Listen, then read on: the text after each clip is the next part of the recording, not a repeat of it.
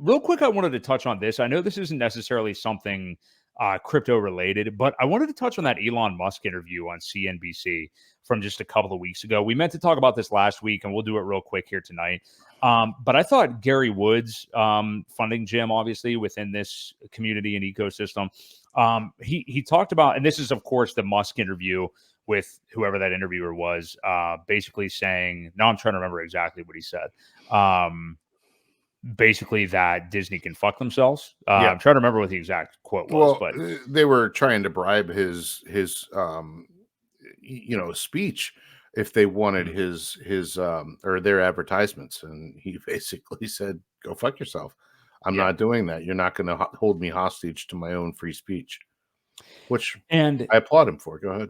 I do as well. And I mean, I think we're kind of preaching to the choir with, mostly supporting what Elon Musk does to our viewers, but it was still a great cultural moment. And Gary said this in a tweet, being a culture shift moment.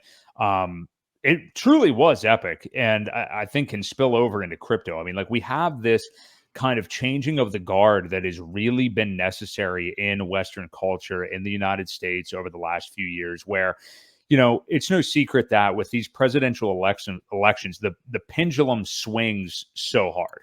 From one year, you look through time. Traditionally, we have a Democrat president followed by a Republican president, followed by a Democrat, back to a Republican. Like it goes back and forth because of that social pendulum just swinging. And I think that the Trump phenomenon had that pendulum swing so far in that direction that we swung back way too far in the other direction.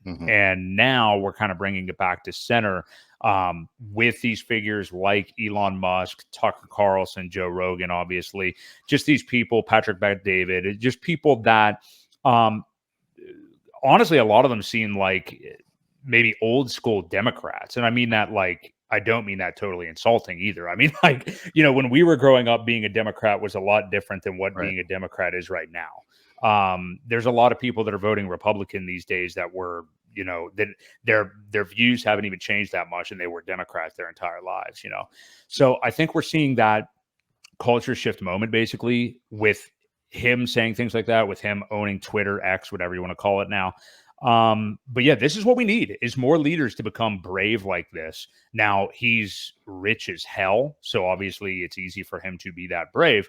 But there's plenty of other rich people out there that put their tail between their legs and don't fight for any causes at all, and just kind of have the corporate media shut them up and don't fight. So yeah, I thought it was just great to see. I mean, what do you think this could do, like just spilling over into crypto and stuff like that as well? Because I think that just these kind of attitudes and everything does empower citizens more against some of the tyrants like Native American Elizabeth Warren, who we'll be talking about here in a moment in her new crypto bill. But, she's the real tyrant. And I think that something like that, does empower people to just rage against this machine, so to speak. So what do you think? Yeah, well, I want to read grounded in Hex's comment. It says, please don't drink the Elon Kool-Aid. And, I don't know if there really is any Kool-Aid.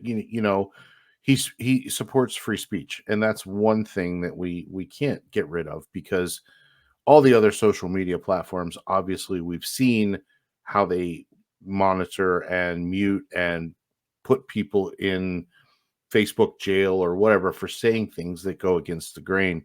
And, that's one thing that I do respect Elon for doing. So if that's Kool-Aid, then I guess it is. But, I'm not going to be a huge fan to make him the next president or anything crazy like that. No.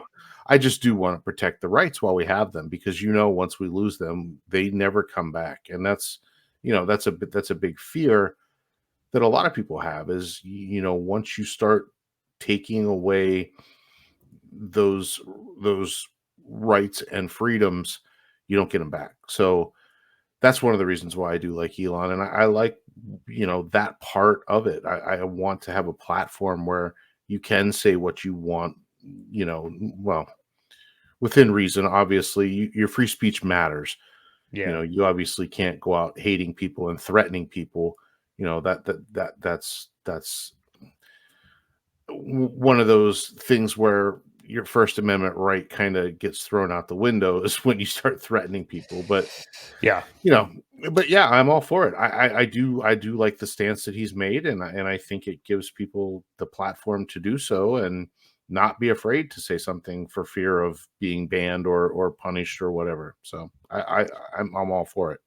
and definitely in no way fanboying out. Trust me, there's enough fanboys out there of, these types like Musk and stuff like that. I mean, I've never been anything like that, I think, for myself. I'm just saying that it's good to see somebody doing that. He is doing that. And, he's done a lot for society. And I support it a lot more than what a lot of the other people that are loud are talking about. So Right.